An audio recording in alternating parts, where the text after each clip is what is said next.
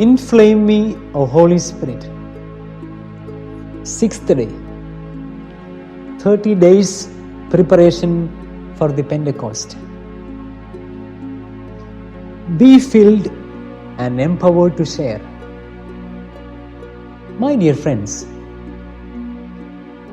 millions of people are totally self-centered in their own lives, and their faith in God is greatly diminished. It seems the pandemic situation and the deadly coronavirus has brought down our selfishness to a certain extent. Faith is the only way by which you can please God. Saint Paul writes in Hebrews chapter 11 verse 6, and without faith it is impossible to please God. For whoever would approach Him must believe that He exists and that He rewards those who seek Him. Be filled with the Holy Spirit by faith and faith alone. Let me share with you today 2 ways to be filled with the Holy Spirit.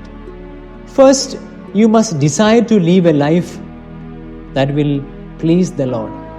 Second, by willing to surrender your lives totally and irrevocably to Jesus Christ. Saint Paul cautions in Romans chapter 12 verse 1. I appeal to you therefore, brothers and sisters, by the mercies of God, to present your bodies as a living sacrifice, holy and acceptable to God, which is your spiritual worship. God has already given you the Holy Spirit in baptism, who now lives in you and in every believer in Christ. But that does not mean He is in control of your lives. To be filled with the Holy Spirit means to be controlled by Him. And that's the problem with many of us. We want to run our own lives, or else we think we must do everything by our own strength. Instead, we need to submit ourselves every day to the Spirit's control. This is what a tiny coronavirus has taught us.